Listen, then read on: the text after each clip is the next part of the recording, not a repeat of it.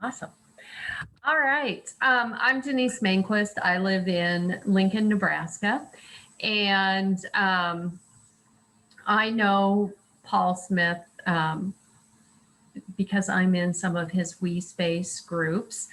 And this has been a really meaningful experience for me, being in the one We Space group that we've been together for about a year. And none of us have ever met in person, but it's one of the closest groups of people that I have ever interacted with. And it's all because of this whole body mystical awakening and integral prayer practice that we do when we're together. So I thought it would be wonderful if Paul could join us for one of these meetings and teach us all the practice of whole body mystical awakening. So Paul is a prominent interpreter of New Vision of Christianity in the light of integral philosophy. His most recent two books were both endorsed by Richard Rohr and Ken Wilber. In them, he unfolds a way of following Jesus that's rooted in growing up to an evolving worldview of human culture policy, aren't you? Yeah. and flexible biblical interpretation. They also embrace waking up to the new levels Yes. of mystical, cosmic, higher consciousness introduced by Jesus, the Apostle Paul, and mystics of many traditions down through the centuries. Integral Christianity, while focusing on the life, teaching, and presence of Jesus, honors, welcomes, and learns from all loving religious and spiritual traditions of the world. Paul is a co-founder of the Integral Christian Network and the revolutionary meditative prayer practice of whole body mystical awakening. This practice integrates the four centers of spiritual knowing from Jorge Ferrer at the California Institute of Integral Studies, Wilber's three faces of spirit, Jean Gebser's magic, mythical, mental, and integral structures of consciousness, and theologian Ramon Paniker's Christ as the Christian symbol of all reality, divine, human, and material. It is an endless, practical, mystical resource in accessing the experience of God beyond us, God beside us, and God being us. So please welcome Paul tonight to teach us whole body mystical awakening. Thank you, Denise. You just outlined my talk. That's wonderful. I love it. I talked to a lot of groups, but I have felt the past few weeks how special this group is. I have great gratitude for those people like you who are spiritual companions to other people. That's an incredible ministry. I was a pastor for 49 years at a church, and what I did can't even be compared to spiritual companionship. I ran a church. You help people with their lives, and I just appreciate what you do, your devotion and the training, and your heart for doing what you do. So I am very honored to be here. I'm going to take 20 minutes and present what Denise just outlined. We'll do a 20-minute practice, and then we'll spend the most of the time in reflection and whatever you want to talk about.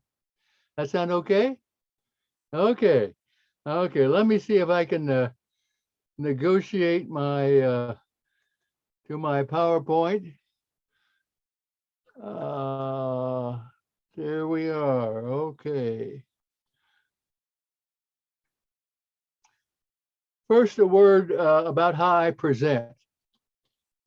I have not taught on any subject for the last 50 years without using images.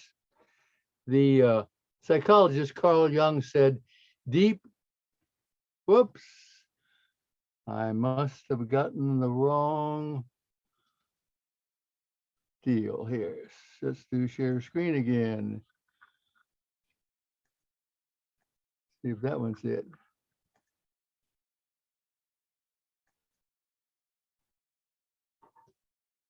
That's it. Carl Jung said, deep transformation happens primarily in the presence of images. They alone can touch the soul, touch the unconscious in one invasive and healing reconfiguration of the soul. So I invite you to take my images as seriously as you might take my words. Our topic is whole body mystical awakening. This is an integrally based practice of Christian meditative prayer. While I come from the evolving Christian tradition, whole body mystical awakening can be practiced by anyone who desires a spiritual knowing that comes from higher consciousness.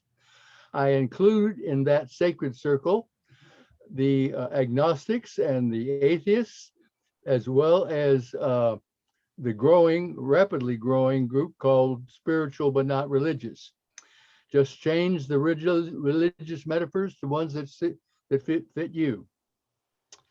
Whole body mystical awakening is based on three integral sources.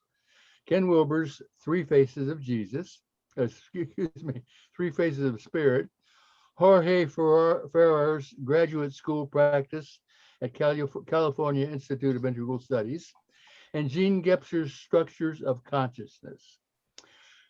We begin with Wilber's Big Three as the three faces of God or Spirit, seen in first, second, and third person's perspectives. Let me unfold that, since it may be a strange idea. What we see depends on the perspectives we're viewing from. Here, for instance, are two different perspectives. Whatever happened to our sexual relations? I don't know. I don't think they even got a Christmas card from them this year. Two different perspectives, okay? Here are three perspectives. You get a different view from each perspective. Make sense? And I use this a little diagram to explain what Wilber calls the big three. There are three basic perspectives on every occasion: about, to, and as. About is talking about something or someone. To is interacting with something or someone. And as is what's going on in me. Now, I interpret these in a Christian framework because I see that Jesus talked to, as, and about God. And he said we could too. Did Jesus know Ken Wilber? Well, anyway, first, let me briefly explain talking about God in this framework. Behind Jesus's use of the word God was always the awesome creator of the Jewish tradition revealed to Moses as I am. God said, I am that I am. Say that I am has sent you. That is my name forever. The Apostle Paul framed this face of God when he said, God is the one in whom we live and move and have our being. This is the infinite face of God beyond us. Here, God is being itself. We are the beings. Does that make sense in a metaphysical framework? God is being, we are beings. I use infinite space as a metaphor for infinite being, the infinite face of God beyond us.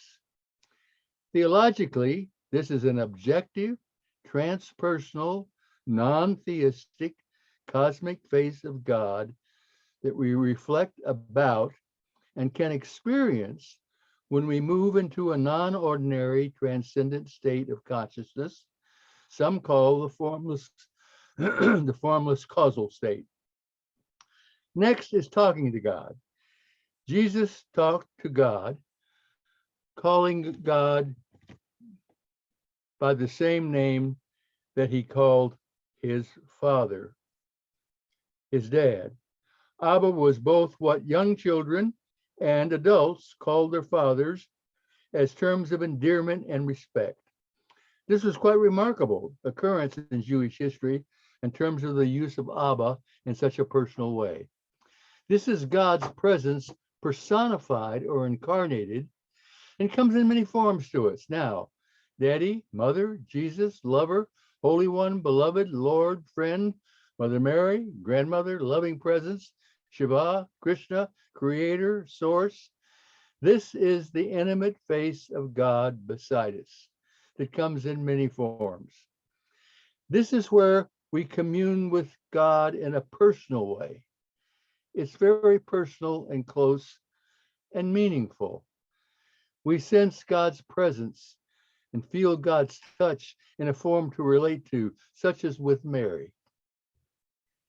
It includes the reality and presence of spiritual guides, such as Jesus experienced with Moses and Elijah at the Transfiguration event.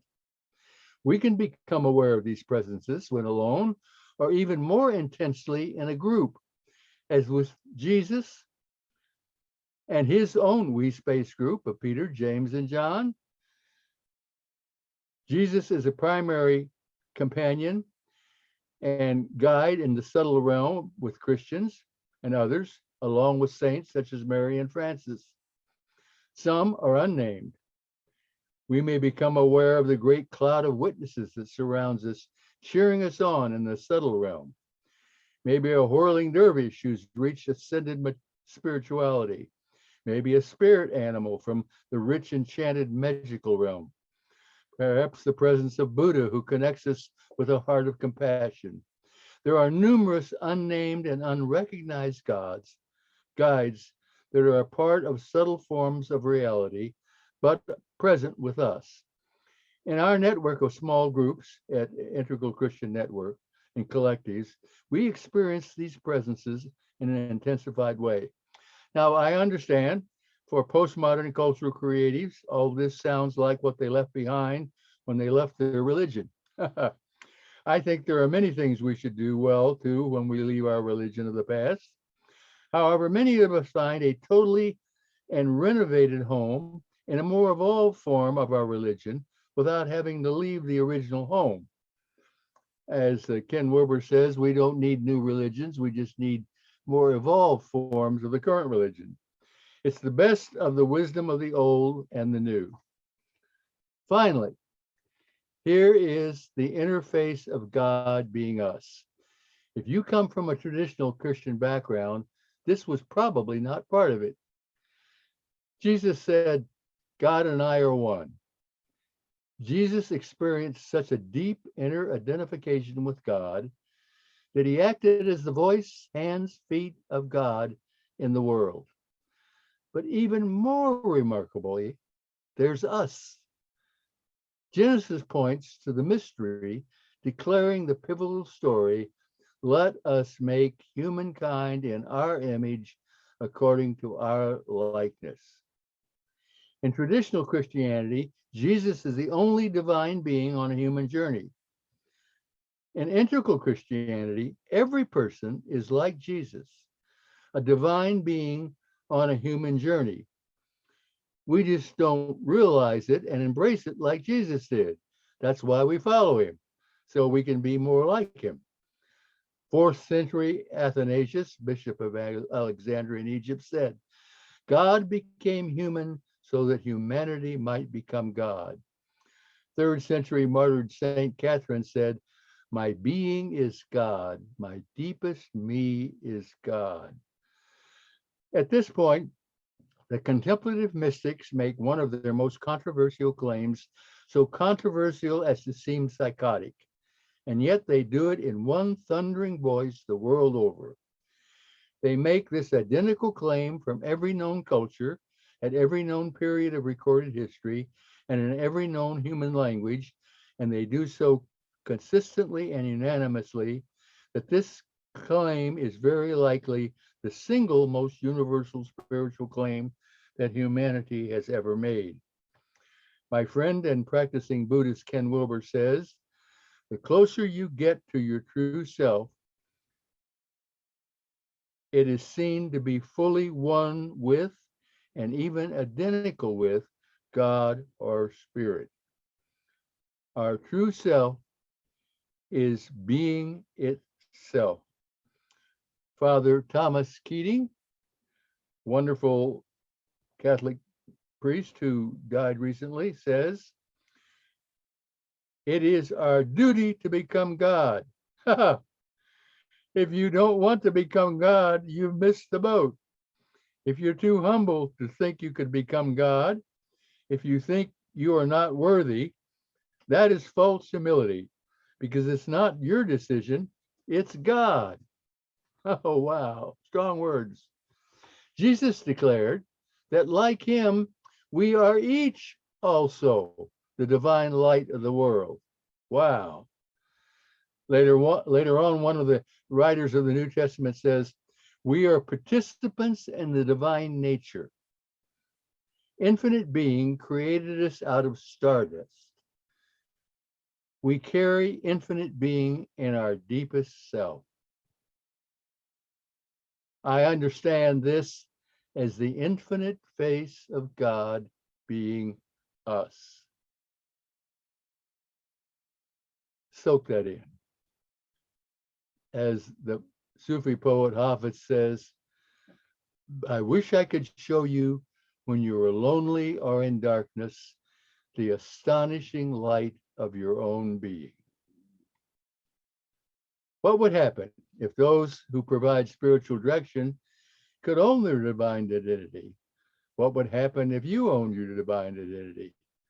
Personally, I'm working on it. The second integral source is the four centers of spiritual knowing. We have drawn from the California Institute of Integral Studies, and in particular, a creative course that Jorge Farrer has offered in the graduate school practice. The students lay down on the floor, and a structure then touches them or lays on them with appropriate boundaries in four places: head, heart, gut, and feet. These are called centers of spiritual knowing. The students then report what images, words, sensations, feelings, and intuitions emerge from these activated centers. In whole body mystical awakening, we do our own touching, self-touching, in the four centers of spiritual knowing. The headspace offers the still mind and words, images, and sounds that emerge from non-ordinary subtle consciousness that bring healing and empowerment to ourselves and others. Moving beyond the mind into the vastness of infinite being and consciousness offers us divine transcendence. The heart space reveals divine human love and bliss, always radiating from deep within. The gut space is our source of our divine identity, gutsy courage, and creativity. Jesus said, out of your womb, our innermost being, the Greek word kolia is best translated womb, every place else, will flow rivers of living water. This womb is a much better translation because it's the source of our identity and gutsy courage and creativity. We understand that we all have a spiritual womb, whether we have a physical one or not. Our fourth center is our feet. The foot center of spiritual knowing anchors and grounds us to the earth and to our body. It connects us to the earth and the divine materiality of the cosmos itself. As my friend Richard Rohr says, God loves things by becoming them. Oh, I love that man. Our third integral source is Gene Gebser's Structures of Consciousness. You may not be as familiar with him. He's making a comeback. He's certainly been important to me. With Gebser, the mental structure is located in the headspace. Gebser says we have exhausted what the mental rational structure can do. It's time to move on to something beyond that now, but it's of course a very valuable part of integrated living. The mythic structure located in our heart gives us the old and new stories and metaphors of meaning and relationship found in the heart space. The magic structure located in the gut or spiritual womb gives us the enduring, mystical, enchanted intuitions and spiritual realities found in the gut space. Put them all together, and you have the integral structure of consciousness, perceiving time and space as an integrated whole while being transparent to and manifesting all of the previous structures. A few final thoughts. First of all, at Integral Christian Network, our vision is to create a community of evolutionaries engaged in their own development, leading to the evolution of Christianity in the world. We began creating Whole Body Mystical Awakening with the understanding that much of traditional Christian contemplative practice originated with the Desert Fathers. The Desert Fathers were early Christian hermits and monks who lived mainly in the Egyptian desert beginning in the 3rd century AD. They had an enormous influence on Christianity. It continues today with Catholic monks and priests meditating today in the desert tradition, usually alone and focused on a quiet mind, doing individual practice, even if in a group. Christian centering prayer is traditionally limited to focus on a still mind and often practiced alone, even if in a group, as many forms of Eastern meditation practice are. And this is all good as far as it goes. It's wonderful, but it is limited. It does not integrate other modalities, such as the feminine, other body centers, and structures of consciousness, and most importantly, the collective. Whole body mystical awakening meditative prayer, together with others, offers a corrective to mental meditative prayer only and by oneself. The co-created divine human energy field intentionally is created in the collective, and it's very, very transforming. And this is where the presence of spiritual guides and beings of light can be welcomed. In the companionship of empowerment, we learn from the energy field formed in the collective and the creative encouragement from all of the embodied centers of spiritual knowing. We offer a vision of developing our own spiritual consciousness, leading to the evolution of Christianity and the world. Finally, 2,000 years ago, Jesus said, "I have much more to teach you, but you are not ready for it yet." I've been telling him for the past few years, I think we're ready. We're ready. We are really ready. And especially people like you are ready for everything good and true and wonderful that the great spiritual teachers of the world have brought to us. So that's my presentation. And I will stop here. Let's see if I can get back to us. I have. And I'm going to lead us in a 20-minute meditation now, where we can practice what I've just talked about. And instead of thinking, we can practice. We can practice from our head, our heart, our gut, and our feet. We'll do about 20 minutes. And when that's over, we'll have 50 minutes to reflect, talk, criticize, whatever you want to do. I'll be glad to love to chat with you and see what you think and where you are. So get into a comfortable position, one that you can stay in for about 20 minutes, and where at some point you can put your feet on the floor, if not now. And if possible, let your heart face the group, this wonderful group. And at any time in this meditation, even if you meditate with your eyes closed, feel free to open your eyes and look at the group. This is a wonderful way to connect with each other, even as we're meditating. You can do this meditation anytime and anywhere. You can take from a couple of minutes to a couple of hours. Last year, before COVID was in going, I was in the checkout line in the grocery store, fuming about picking the slowest moving line. I'm an Enneagram 1, so I need to pick the fastest line for sure, and I didn't. So I was standing there practicing my negativity, and I thought, why don't I do a quick whole body mystical awakening practice? So with my eyes open, so I wouldn't look weird, I did. And at the end, when I moved into sending love to others, I did so to the others waiting in the other lines, which had gone much quicker than mine, and to the people left in my line, and particularly to the checker who was at the end of my line. She was a transgender woman who I'm sure has taken lots of abuse in her life. So I was sending her lots of love. And when she finished checking out my groceries, she turned around and in front of the whole store gave me a great big hug. It was wonderful. And I don't know if it was because I sent her love or what, but anyway, it was wonderful. So I recommend you could do this anytime, anywhere, even while you're driving your car. Keep your eyes open.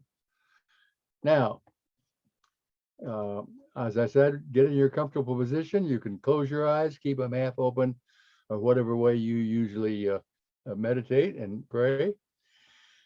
First of all, be mindful of your breathing.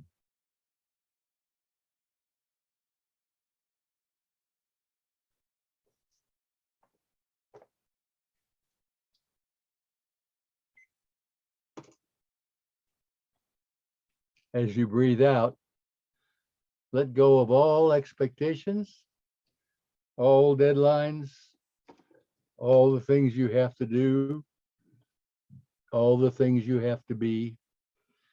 Just release all of that and let go.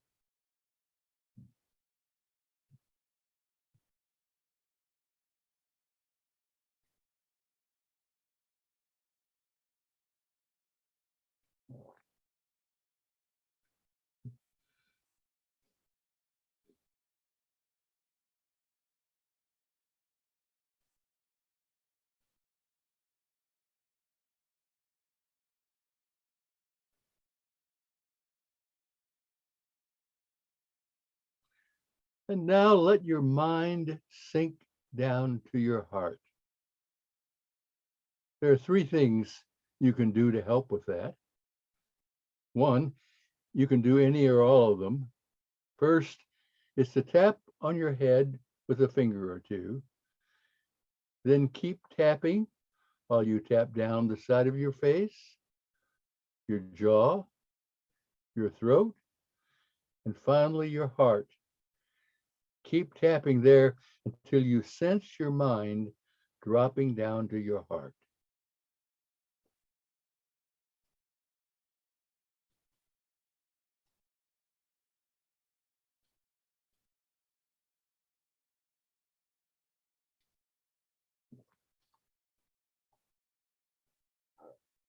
It can also help to move your awareness to your heart. If you think, if you put your hand or hands or arms on your heart space, this can increase the energy flow there since your arms and hands are part of your heart space. So you can touch yourself on your heart. Feel the warmth there.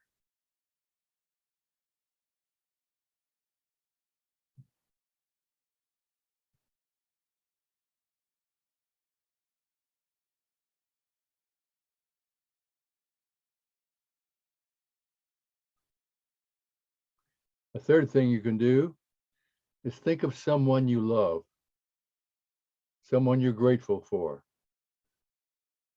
Feel love from your heart for them. And when that's flowing, release them to focus on your own inner flow of heart love radiating from your heart. If you find you have even a small, fleeting, pleasant, or loving feeling, focus on it. Let it intensify by sinking down into it. This is the divine human love and bliss that always resides deep in your heart center of spiritual knowing. It can radiate out to your whole being. Notice as you rest in this flow of love, this sense of love, you're resting not only in your heart, but you're resting in the heart of God. God is love. This is the inner face of God being you.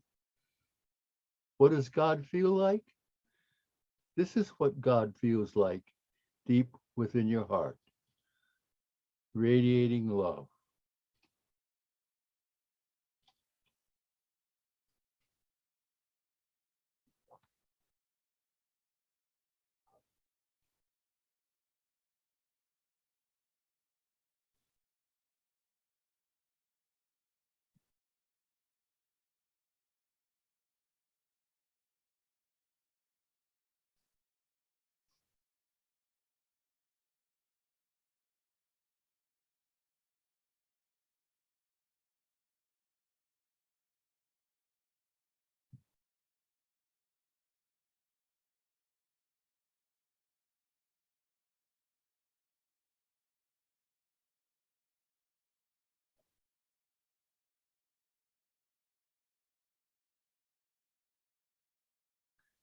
Now let your awareness drop down to your feet.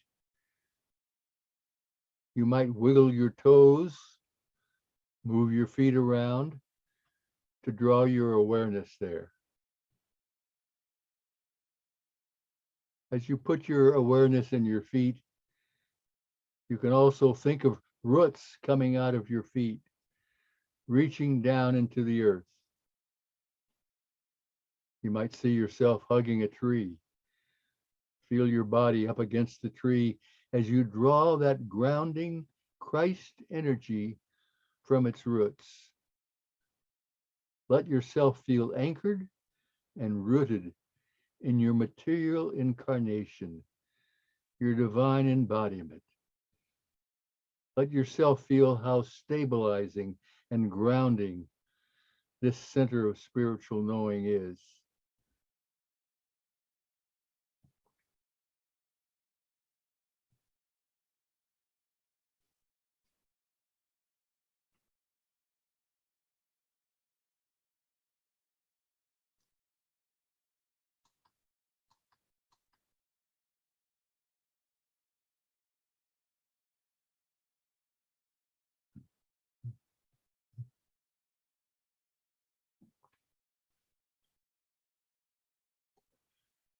God is in all things, including the material reality of your body and the cosmos. Let yourself be aware of the stream of Christ energy and any sensations and impressions that come from that flow.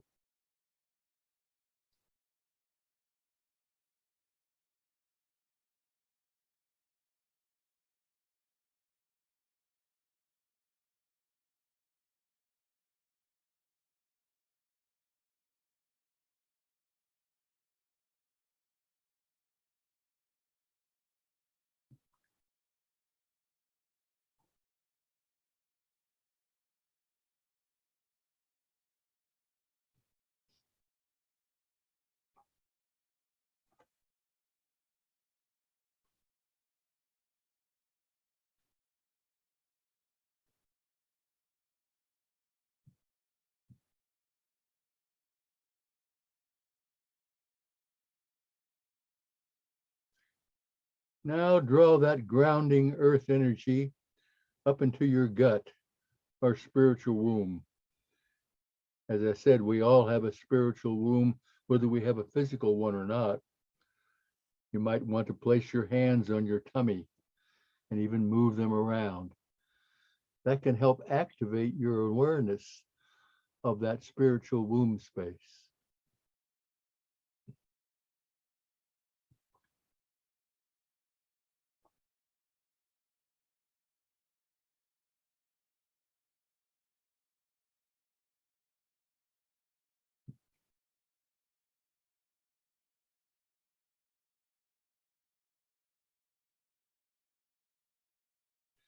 Begin consciously breathing from your abdomen.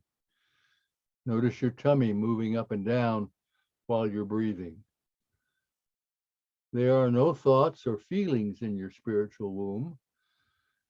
Rather, there are sensations, intuitions, symbols, and sometimes images that come to our mind to become aware of. Notice them.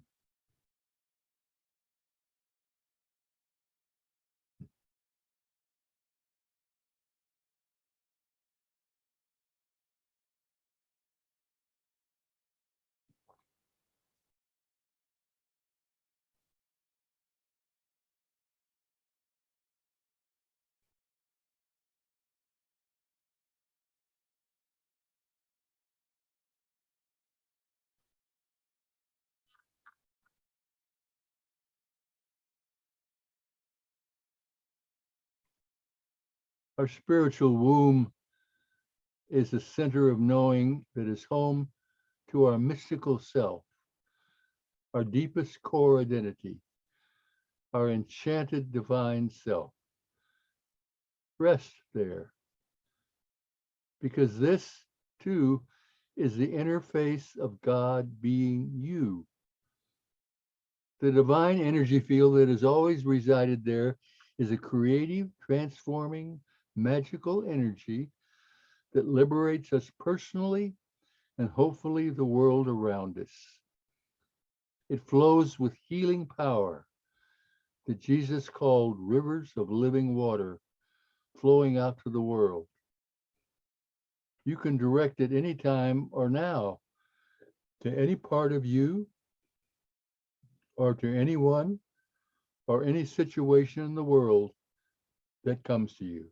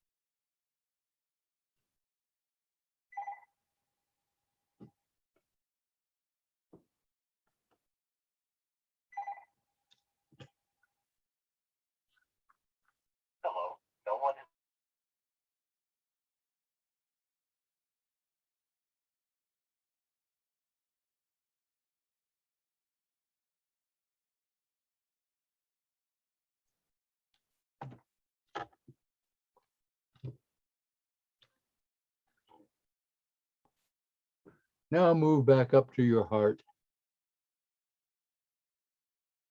and God's heart for a brief stop to soak in the love radiating there.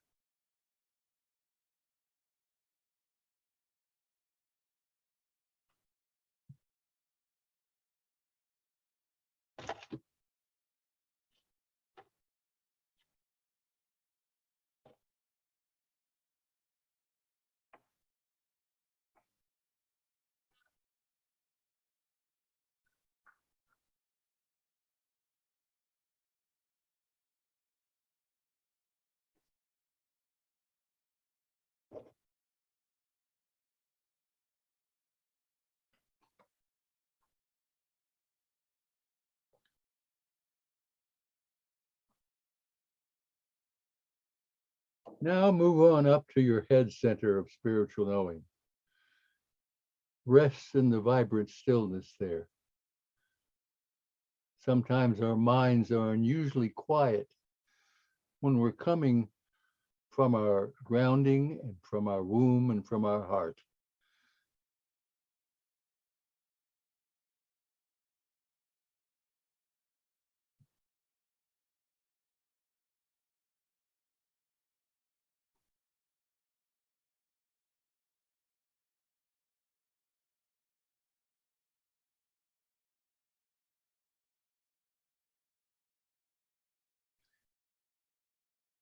If you want to, you can touch your head, touch your forehead, the sides of your head. Be aware of the energy and the stillness there.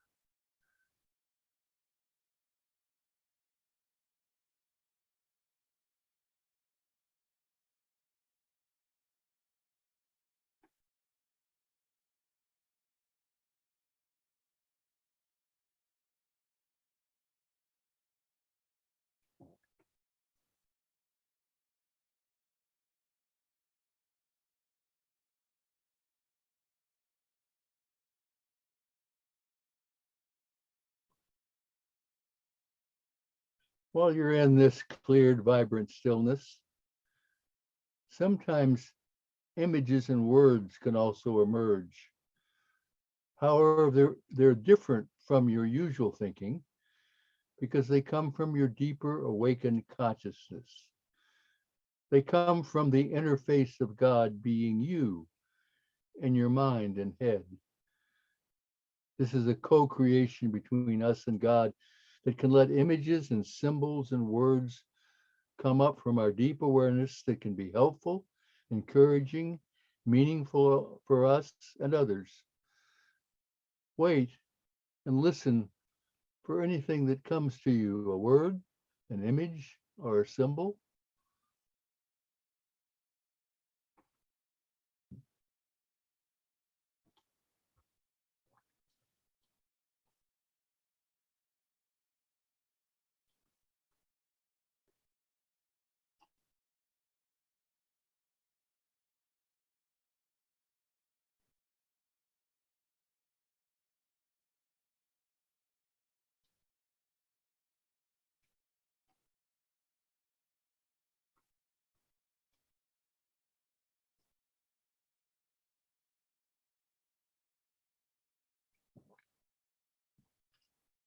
At any point, if you want to, you can move on up and out of your head to the vast space above you.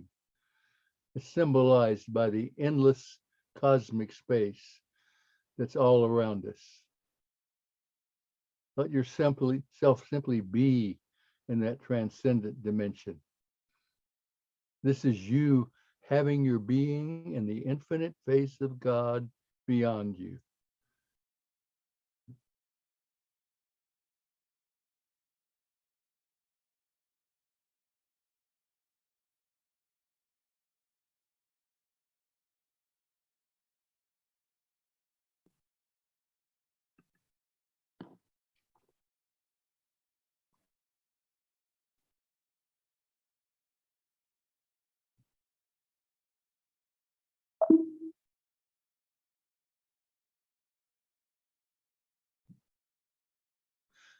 Now, one last essential stop in experiencing God as the intimate face of God beside us. Move back down to your heart and God's heart, beating close together as one.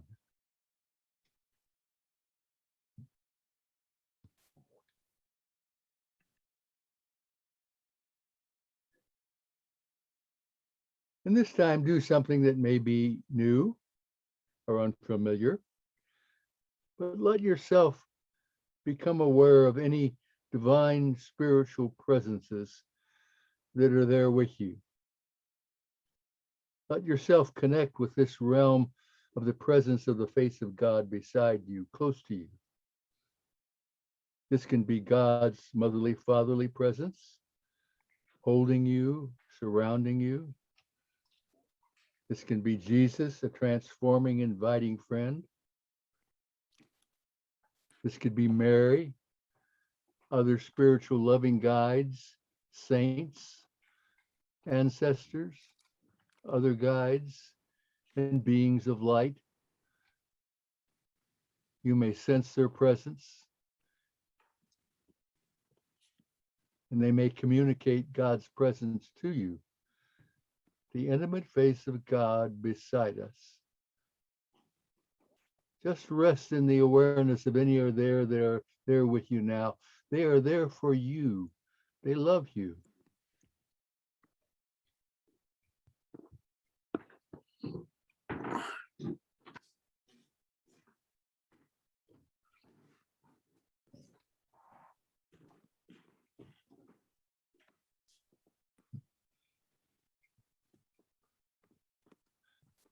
Like Jesus when he was talking with Moses and Elijah, notice when you turn your heart towards these presences, the energy field of light and love that's created between you and them.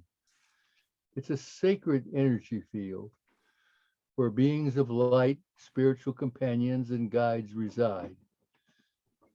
God, Jesus, and other companions beside us invite us to an intimate relationship, a transforming friendship. Let their love for you and devotion flow into you. And if you want, you can let your feelings of love and devotion flow back to them.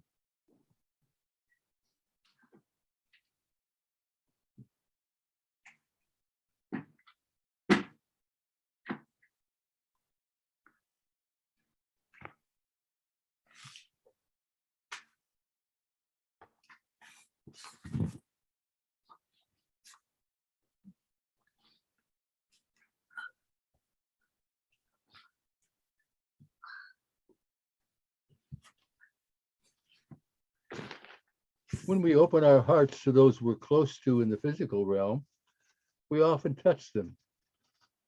Jesus often touched others while in his physical body.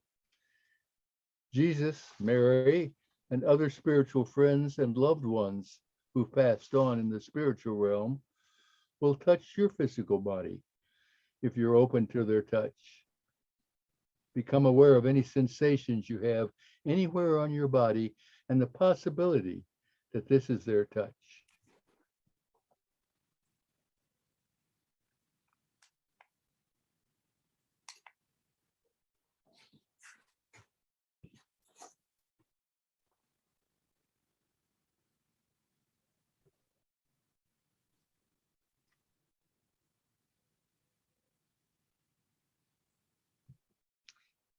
If you're a spiritual adventurer and it fits for you, in a meaningful relationship with loved ones, we often say, I love you. Feel free to say, I love you to any of these presences there with you.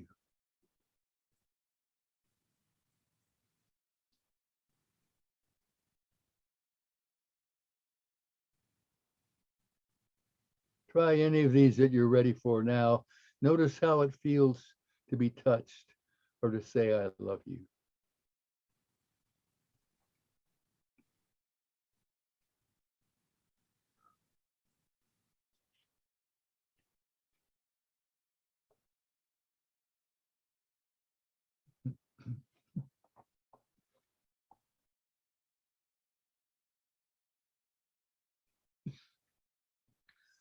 One last thing, and this is really fun to do.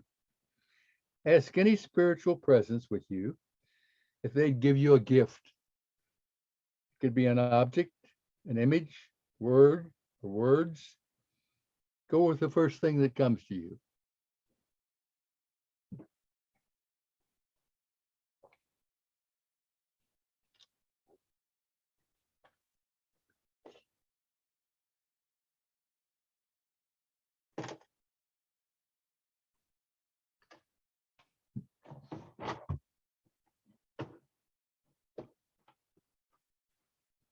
When you're ready, come on back to the present and to the group.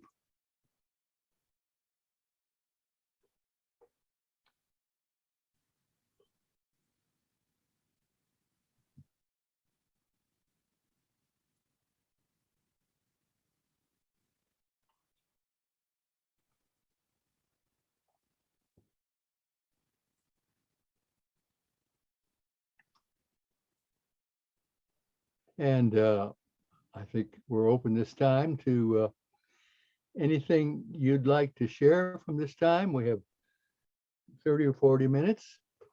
Any of your experiences? I'd love to hear them.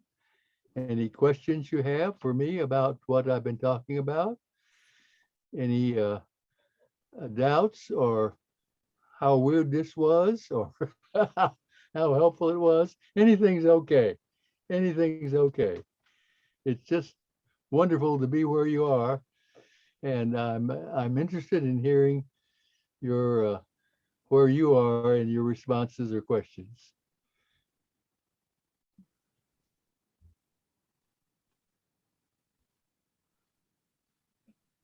Mary, how do you want them to do it? You want them to raise their hand or just talk up? It's a small group, they can just talk, can't they? That's fine. Is that what you would like? You get to name it. Whatever works for your group. Yeah, I think if they have a question, they can just try to ask you Sure. or This is comment. I this is not a bashful or shy group, I assume. I can start Okay. since I've done this. When we were in the womb space, I was seeing these kind of creatures.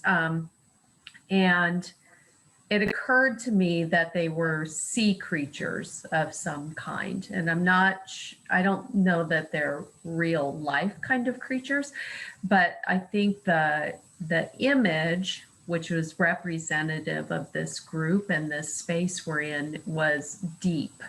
The word was deep, that it's a very, that there's a very deep collective consciousness here.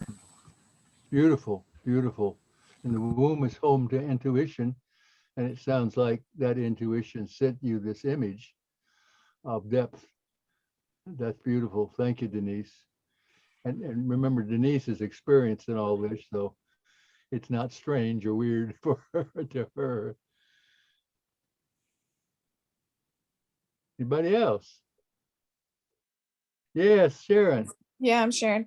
Um, I'm not sure why, but I've never been one to be enamored with guided meditation. I think in a guided meditation, I always feel like I'm in my imagination. I'm not in an actual experiences. And I do have experiences of God, as everyone does. And so I don't know if that was a mental block or a unfamiliar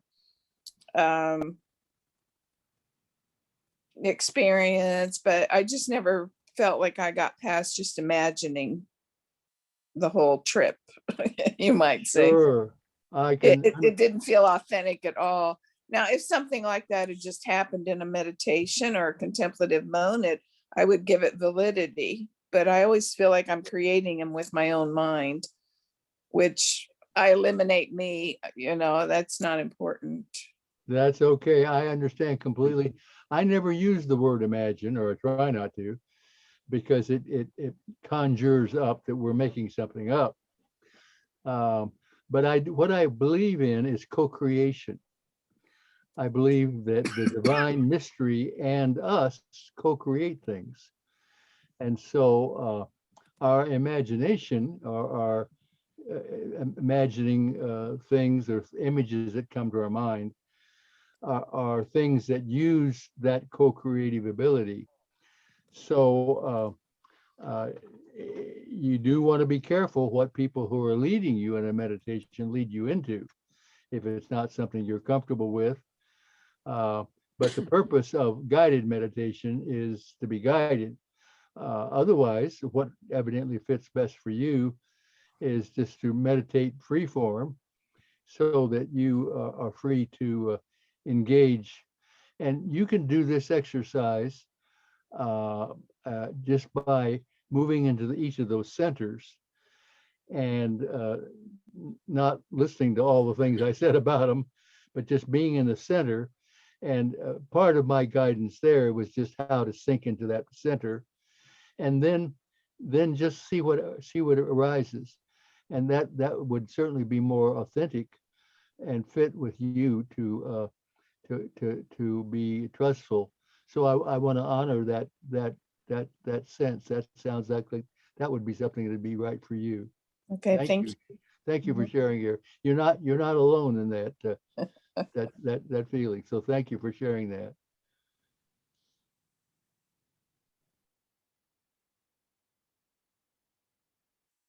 Yes, Chris. Hi. Hi. Thank you for leading us in that experience. I enjoy guided meditations, and like Sharon, is this me creating this, or is this God?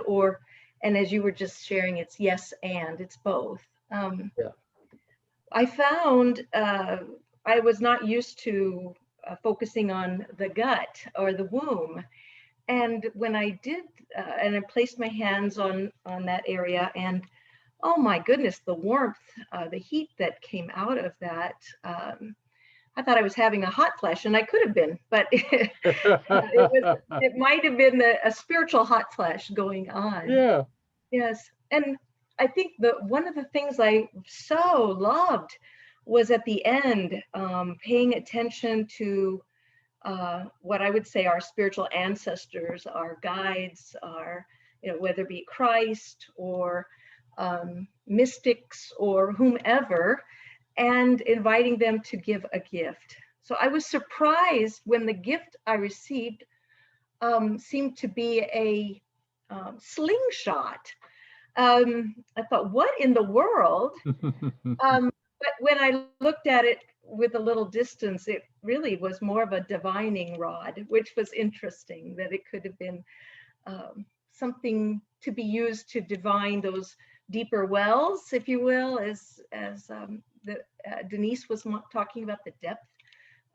Or maybe I'm meant to shoot things out to other people, such as love. And but I thought I really appreciated the opportunity to acknowledge them, and to invite them to be a part of this journey and to receive the wisdom that they have to give us. So thank you so much. That's great, Chris. I was meditating with the Luke, who he and I have co-founded this thing we're doing, and he's 35, and we meet together every other week for a couple hours, and we spend a part of that time meditating. And it's interesting, when we finish, we both share what we experienced, and we both shared a tremendous amount of energy from our gut flowing out. And I had various symbols and stuff that came with that, and he did too. And so it was. I mean, you think women might do that more easily than men, but it's very meaningful for us. And we had a kind of a gutsy time today. So, somebody else. Yes, Marion. I'm an easily distracted person, I think. I'm especially distracted by my own bodily discomfort. And so like I'm having some dental pain today. So I just like, what kind of guidance or encouragement do you give to people who are experiencing pain, and especially people who live with chronic pain? Oh, that's a profound question. Well, of course, as much as you can, to hold the pain in love, to not fight it, or resist it, but to hold it in love. And I have found that my gut energy is a place where I send that energy to the pain,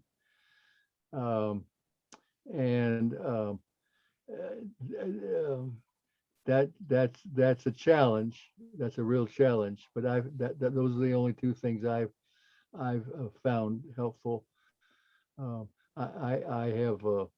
I'm 84 and I have peripheral neuropathy, so I have to do that quite often there. But that's a great question, Marianne. I speak to that as well. I'm fairly new to all of this, coming from a background of everything that is being discussed right now is way new agey, out there kind of a thing. But just in recent years, I've realized the limitations of my Christian upbringing and everything, and really inviting God into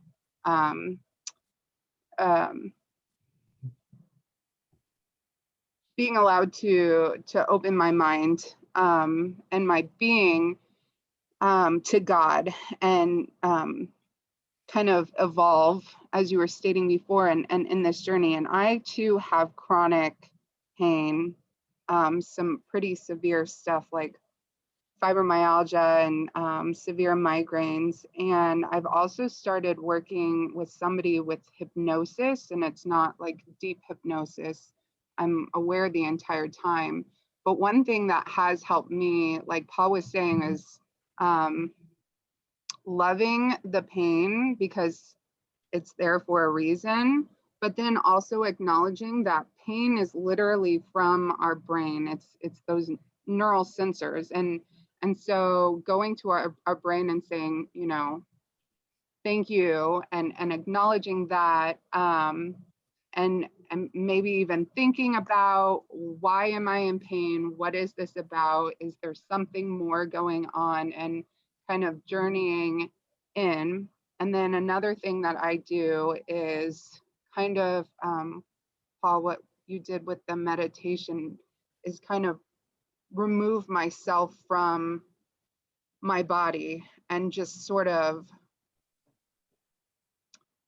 take that time and that space to say, you know what, this is a moment in time. And regardless of if this is a day or multiple days of being in pain, this is a moment in the span of eternity. And I can be grateful that I have, because of this pain, I have this time to dive deeper with God. And I can then, you know, I've done different practices and stuff where I have conversations with myself at different ages and stuff to kind of use this painful situation to also grow. Does that make sense? And Sure. it's kind of a distraction kind of a thing, but instead of in the past when I would just mope and throw a pity party, I'm learning to use the time well and to use it lovingly with myself and my body. That's great, Anna. What I like is you're using multiple approaches and avenues, and that's beautiful. Thank you for sharing that. Anybody else?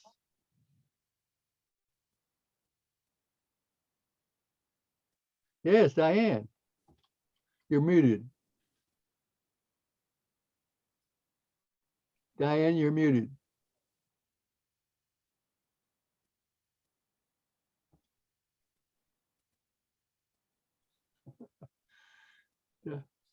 How do I help Diane not be muted? You're muted.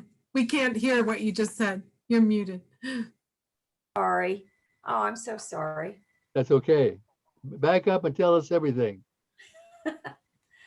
I was just grateful that you, in this, including something new for me, was including the gut as part of the prayer, because it is usually, I didn't realize it's usually a head and a heart thing. And to call the gut a womb, another way of looking at it. I thought it's a very, the connotations of using the word womb instead of gut are powerful, and I thought were very good, very helpful for me in the prayer experience. So Thank you, Diane. just Thank you. mention that. We have, if you want to read more about that, our website, Integral Christian Network, has some articles on the womb, and there's much for us to learn. I'm in the middle of reading a book called Head, Heart, Hara. In Japan, the womb is called the Hara. Had a woman in one of the groups I was addressing last week. She said, we got down to the womb and I didn't want to leave. She was obviously also looked like ethnically a Japanese woman. And I said, you born and raised in Japan? She said, yes. I said, well, your whole country embraces the womb. Your whole country honors the Hara and the womb. So I thought that was really neat. She didn't want to go any other place but the womb, because that was her home. Somebody else. Hi, Paul. Hi, Sandra. Thank you. That was a wonderful experience. I had so many wonderful things happen that I'll just pick a couple. Good. Tell us. Yeah, towards the end, for the gifts, I seen our group as a collective with angels with these giant music instruments, and we were all notes coming out. And I thought, oh, that's so harmonic. And then I seen elephants joining our group, and their ears were waving to us love, all this beautiful love, as they kind of bowed down with us. And I thought that was some really strong energy. And then your voice, Paul, was very ancient. It reminded me of wise medicine men. I'm pretty ancient. I don't mean it like that. I know what you mean. Yeah. Yeah. And so it was very spiritual and loving. And Mm. then at one point, I could feel all of our energy throbbing, pulsating. Yes. Yeah, it was wonderful. Sandra, you are spiritual sensitive, and I felt that from the group too. And I appreciate you talking about the angels and the musical notes and the elephants. And just to remind everyone, we have to talk in terms of metaphors. The Bible is full of metaphors. Read Revelation. It's just about metaphors. And what we want to do is welcome the metaphors, and then welcome the deeper meaning the metaphor has. And so the metaphors come from the magical space and the heart space. And so you had some beautiful ones there, and that's lovely. And when somebody has a metaphor, don't say, oh, well, that's just imagination or something. No, that's how we have to tell stories, myths, and use metaphors and symbols for things that can't be expressed and give meaning otherwise. So that's very, very important. And so I thank you, Sandra, that you have an open Welcome. spirituality that embraces those metaphors. That's beautiful, beautiful. Thank you. Somebody else?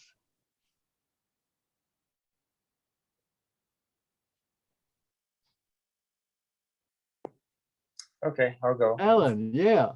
Hi. Thank you so much. Yeah. I'm looking forward to the recording because there was so much in the beginning. I just look forward to really exploring all those slides and the quotations, getting deeper. Yeah, last year I've really recognized, the more I study, the more I pray about it and read, that I almost to the point where I'd say as a Christian, my denomination is being a mystic. That it's growing for me in terms of my affiliation, although grounded as a Christian. And I was thinking that you probably would also agree with Carl Rainer's quote about in the future, all Christians will be mystics or will be nothing at all. Amen. Yeah. Yeah. Yes, Marcus Borg, I like, said the first characteristic of Jesus is he was a mystic. And I accept that label too. You can't delve into spirituality without the mystical. And so that's wonderful, Alan. And I bless you on your journey. I still call myself a Christian. I'm a follower of Jesus. And I have a very deep relationship with Jesus. He touched me on my arm 20 years ago, and I feel his touch all the time. I feel it right now. And we have a wonderful companionship. And I have a few other guides too that help me along the way. I found that it's hard to find people who are on that journey. I mean, I led a church for 49 years, and I tried to lead them along. Of course, it was a Southern Baptist church to begin with, and as we got further and further out, the Southern Baptists kept trying to kick us out. When I said I didn't believe in hell, they tried to kick us out. When we ordained women pastors, and half of our staff, 4 of our 8 pastors were women, they tried to kick us out. And then, of course, when we started doing gay unions, that was the final straw. But all along the way, we were trying to head toward a more mystical version, but it was very difficult. And in the past 2 or 3 years, doing what I'm doing now, we encounter now mystics from all over the world that join our WeSpace groups. People are hungry.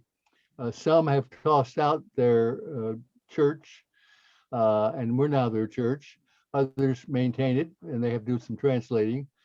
but many of them have kept their Christian roots in terms of Jesus, and then we find each other in this mystical realm, which has just been an incredible companionship. So I encourage you to find some other mystics, and if you can find mystics who have a Christian tradition, that's even better, because we use the same stories and metaphors and talk the same language. It doesn't mean we have more truth than the Buddhists or the Hindus or the. I have a Hindu friend in Pune, India, that I'm teaching to meditate, and he meditates with Shiva. So I said that's great. That's great. Just take refuge in Shiva. And so anyway, that's wonderful, Alan. And I encourage you to find some companions. Thank you. And then I guess one more question. Ken Wilber. I haven't read any of his works. Is there one book that I should start with, or the one you recommended, or where would I begin? Well, I like Integral Spirituality. I like The Future of Religion. Ken is best read by somebody else who's interpreting him.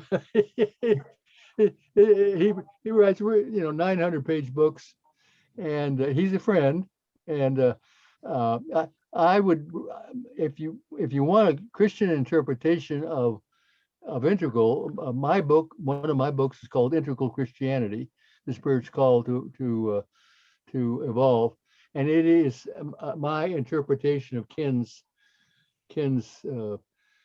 philosophy in Christian terms. And then my last book is Your God Big Enough, Close Enough, and You Enough: Jesus and the Three Faces of God. Ken wrote the afterword. Richard Rohr wrote the forward. And it again is another interpretation of integral. So sometimes that's a better way to start than taking straight doses of Ken. Okay. Yeah, that's Also, go ahead. also Brian McLaren's works on Stages of Faith or anything by Brian McLaren. Yeah. Yeah. Okay. Yeah. Great. I'll give a plug for Paul's book. We read Integral Christianity through when I was going through my spiritual direction training, and it was by far my favorite book that we read. And then I was excited to read Integral Spirituality, Ken Wilber's book, and I found I didn't really care for it at all. Paul did a very good job of, I think, translating. So. Sounds Thank good. you, Denise. Thank you, Thank Denise. I'll give you your cut later. Oh, okay. The reason I like Ken is he's one of the major philosophers that includes spirituality. He really thinks spirit is a part of things. So he's dense, but he was transformative for me. But I don't recommend him, as Denise said, just for everyone. Somebody else.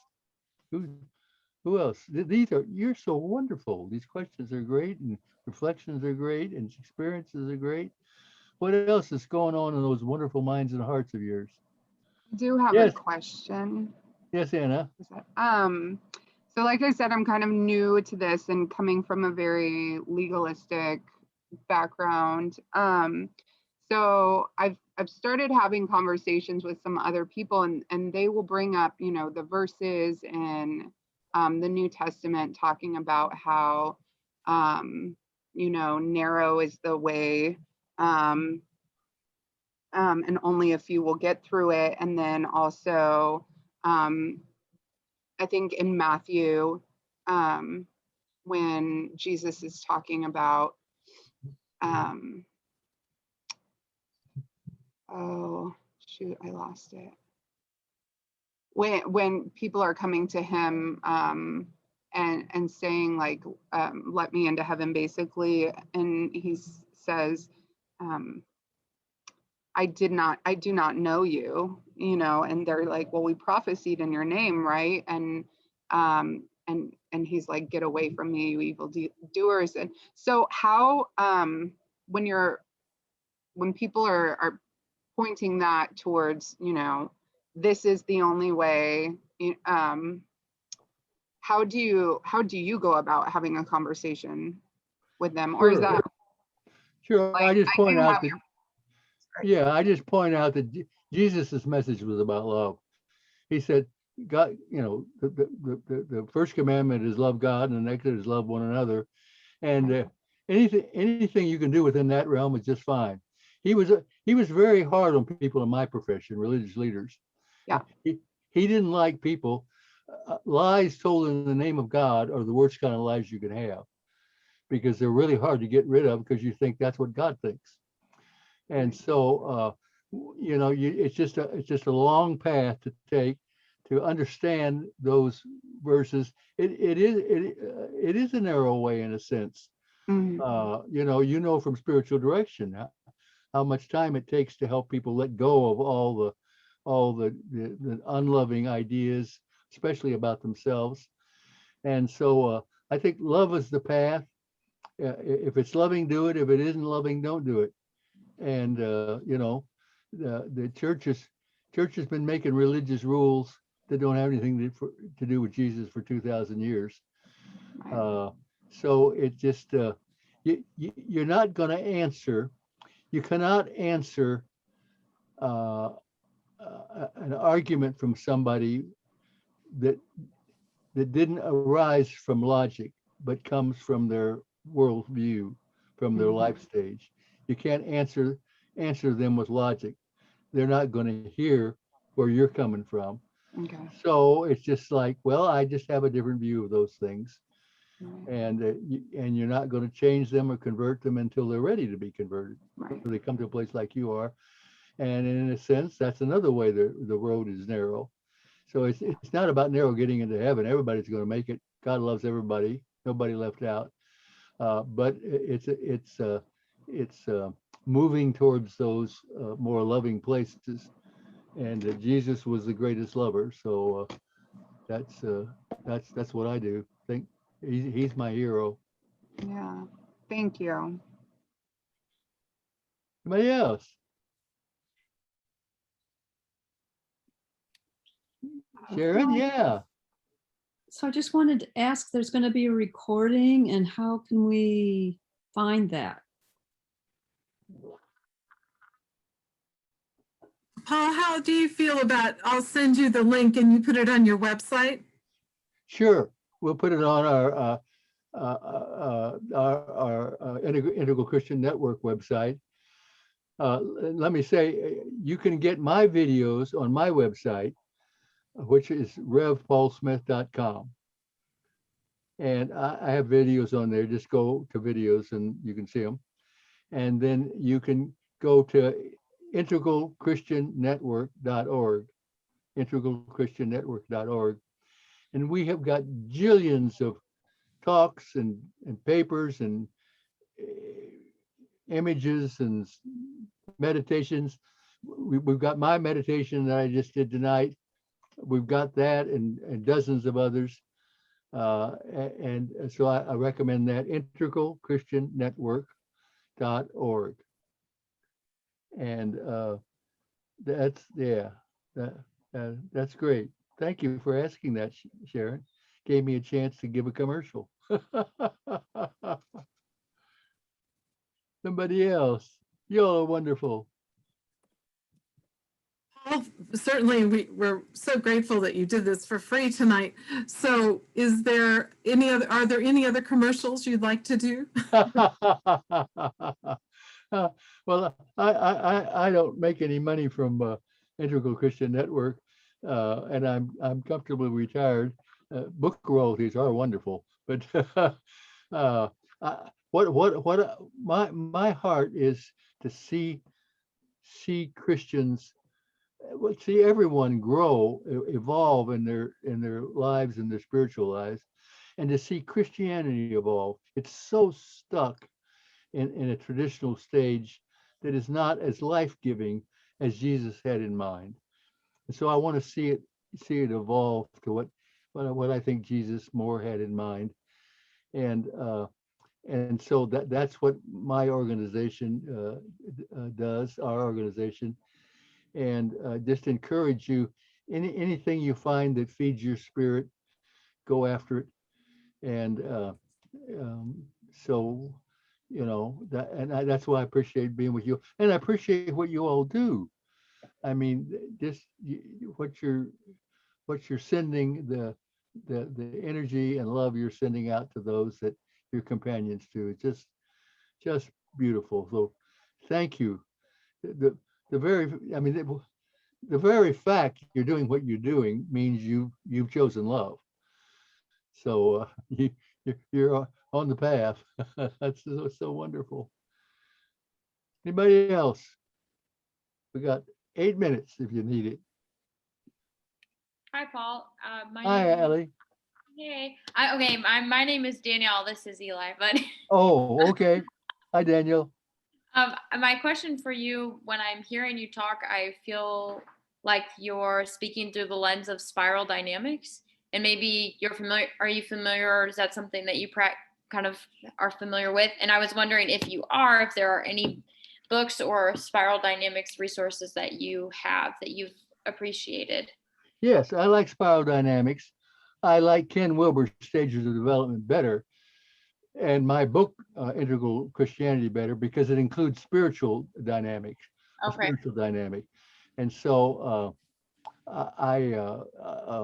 but spiral dynamics is got the right approach, the evolutionary approach. So that's wonderful. People have benefited greatly by that. So yeah, and I just recommend other formulations.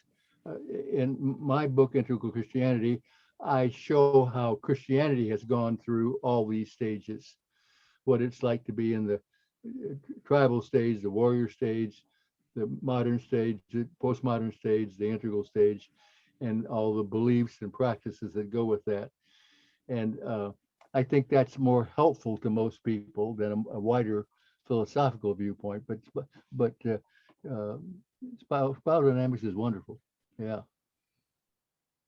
Great. Thank you. Yeah. Well, when I say leaves out spirituality, spiral dynamics doesn't address states. It addresses states of development and worldview. But what I found revolutionary with Ken is states of consciousness. That is non-ordinary states of consciousness that are the essence of the mystical life. And Ken introduced me to that. And you know, here I was, this poor Southern Baptist who prayed a minute every day. And what do you mean states of consciousness? And he introduced me to that, and that changed my life. I started having these wonderful mystical experiences with Jesus that have transformed my life in the last 20, 25 years. So that's the meaningful part. Anybody else? Paul, you've been a breath of fresh air, and I wish I would have met you sooner, but this is perfect timing, and I can't wait to get more involved. Oh, wonderful, Sandra. Thank you. Thank you. Thank you, Paul, for bringing this tonight. I joined a WeSpace group a few weeks ago. Did you, Kathy? I think I'm number 3. I don't know what group I'm in, but I'm Oh, in. now I now remember you. Yes. Yeah. Yes. Yeah. So when Mary Kay sent out the SDI invitation, I was like, oh my goodness, my Sojourner sisters are gonna enjoy the same thing that I'm doing. And yes, I'm loving it. I'm just loving it. Thank you, Kathy. Thank you for sharing that testimony. You all do want to invite you. We just started a new round of WeSpace groups. We'll start another group in the fall, a series of groups. It's a global community, international community, and you get together with 7 or 8 other people from around the world and spend a couple hours every other week in connecting with one another, and then doing a whole body mystical awakening. And it's just wonderful what transpires when that kind of meditative prayer is done in a group. There's just well, Jesus said it, where two or three are gathered together. I mean, he wasn't dissing praying by yourself, but he was saying if two or three get together, I'm going to be there and watch out. So there's lots of stuff that happens when we can get together and genuinely appropriate the presence of spiritual beings, God's presence, and that's what we try to have happen. And so it doesn't make a difference where people live. With the gift, the Spirit's gift of the internet, it's wonderful. Okay, well, thank you all very much. What a wonderful group. Your energy is great. I like I say, the world is so blessed by your being spiritual companions, and I appreciate it. And if we can help in any way, just we're there, and it's been a privilege. Thank you, Mary. Yeah, thank you so much, Paul, for blessing us tonight and kind of stretching us in new directions. So we've been very blessed. Thank you. So anyway, good night, everyone, and blessings. So.